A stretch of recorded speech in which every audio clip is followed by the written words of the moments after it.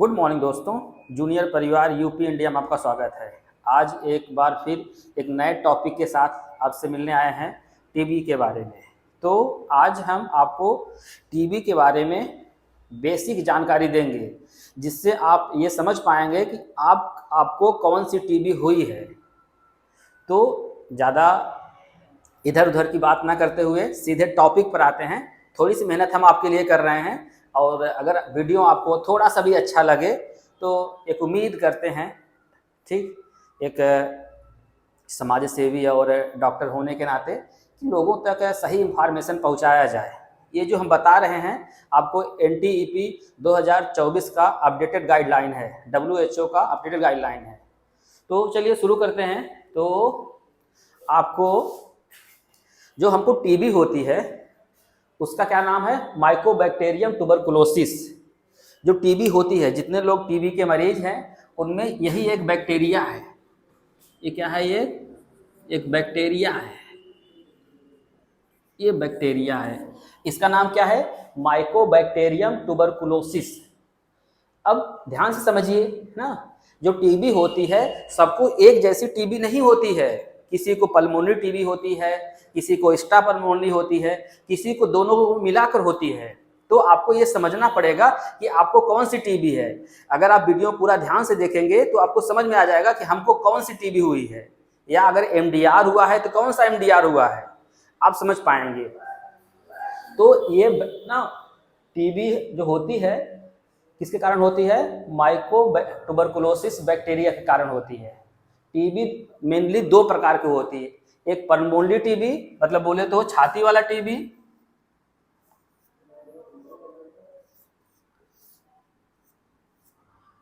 एक छाती वाला टीबी,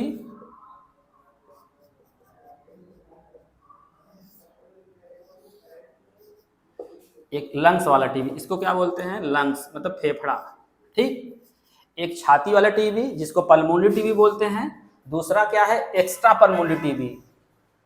एक्स्ट्रा पल्मोनरी टीबी बोले तो मतलब कि आपके छाती के अलावा, लंग्स के अलावा बॉडी में और कोई टीबी होती है, उसको क्या, कौन सा कहते हैं? Extra pulmonary TB. आप देखिए, जैसे लिम्फेडेनोपैथी, जैसे गांठ हो जाता है, ठीक, गांठ हो जाता है ना, किसी देखेंगे यहाँ पर सर्वाइकल गांठ हो जाते हैं, किसी के इग्नोइनल रीजन में गांठ हो जाते हैं, किसी के पेट में गांठ हो जाते हैं।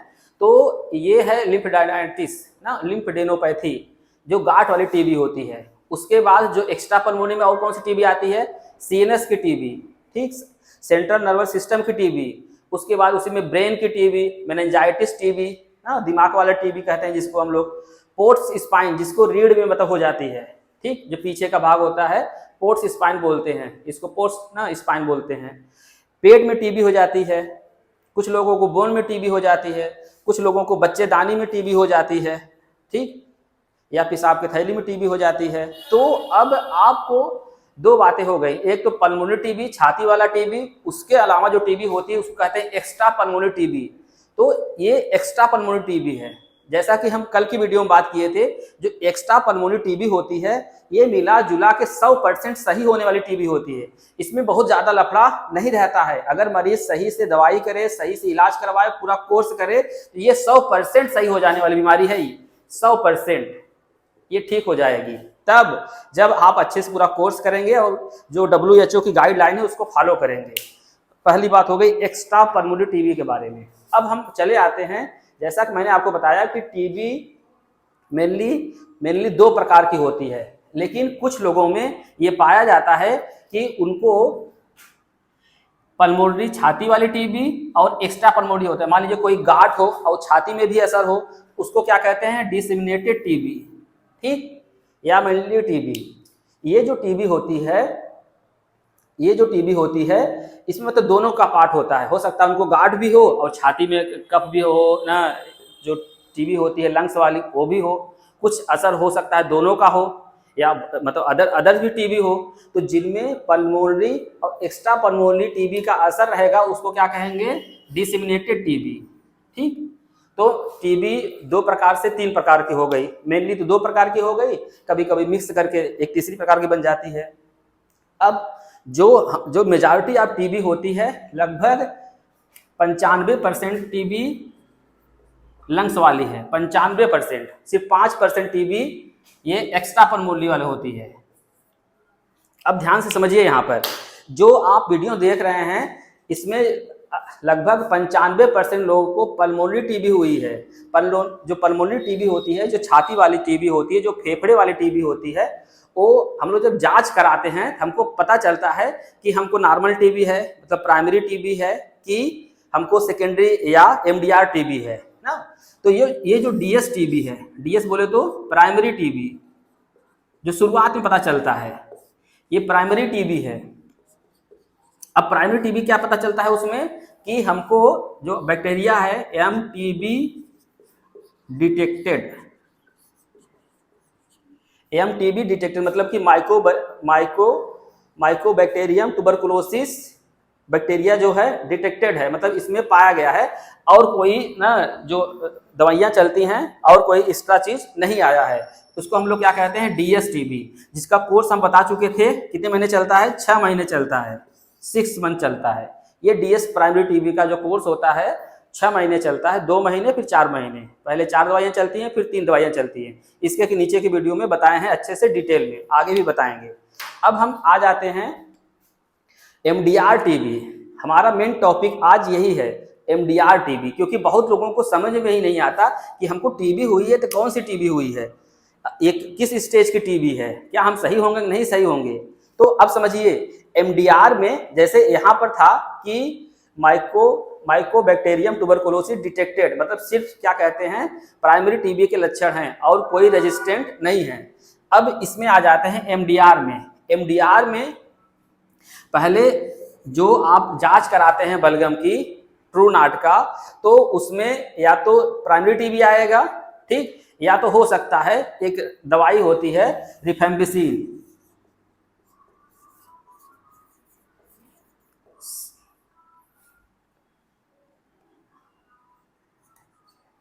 रिफेम्पिसिन एक दवाई होती है। जब आप ट्रू नॉट कराएंगे तो उसमें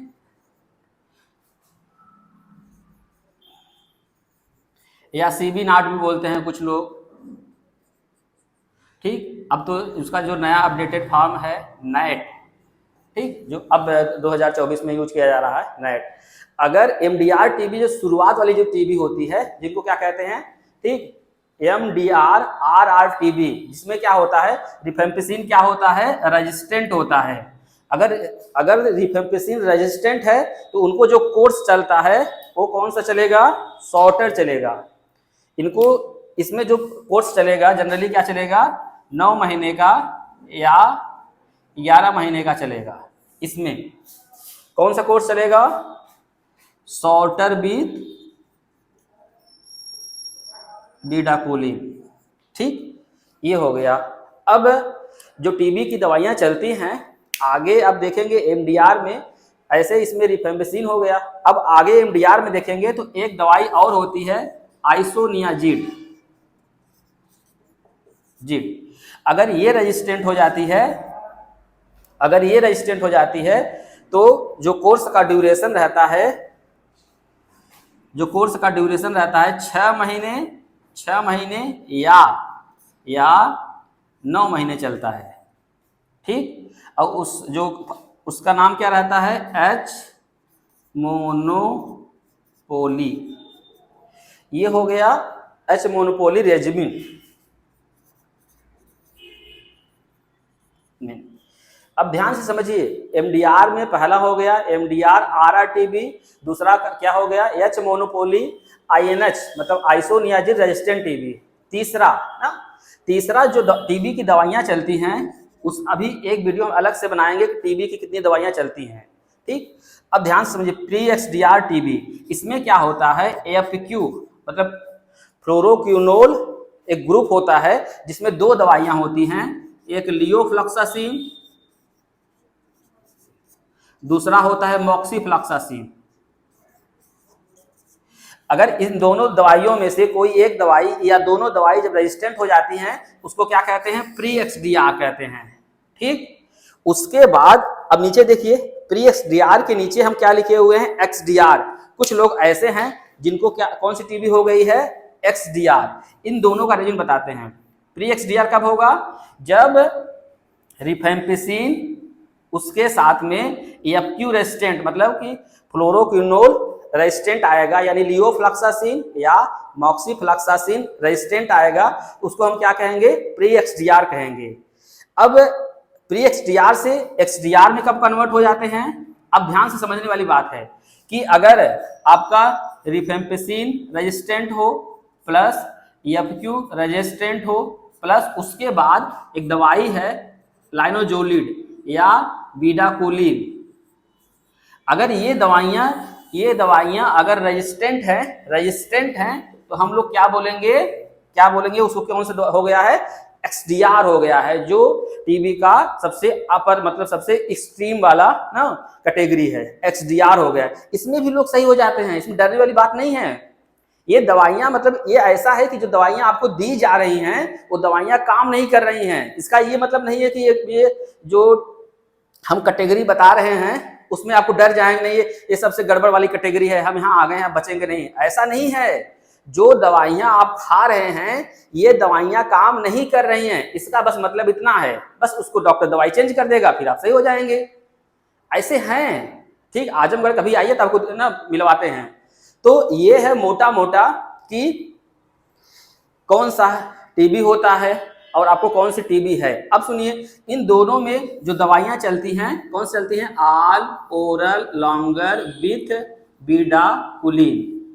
अब डिपेंड करेगा कि कौन कौन सी दवाइयां कौन कौन सा चीज रेजिस्टेंट है और उस हिसाब से दवाइयां चलेंगी। ये कोर्स इसका ड्यूरेशन कितना होता है? ये चलता है 18 से 20 महीने तक। ये सबसे लंबा ड्यूरेशन है इसका, 18 से 20 महीने तक, इन दोनों कोर्सों का, ठीक। प्री XDR को भी आल ओरल लॉन्गर भी बीडाकुलिन चलता है, XDR में भी आल ओरल लॉन्गर विद बीडाकुलिन चलता है। ये तो रहा मोटी मोटी बातें कि टीबी होती कितने प्रकार की है ना, और आपको कौन सी टीबी हुई है। हमको कमेंट में जरूर ये बात बताइएगा कि आपको कौन सी टीबी हुई है, उस पर अच्छे से हम वीडियो बनाएंगे, ठीक है। बहुत बहुत धन्यवाद। जय हिंद, जय भारत।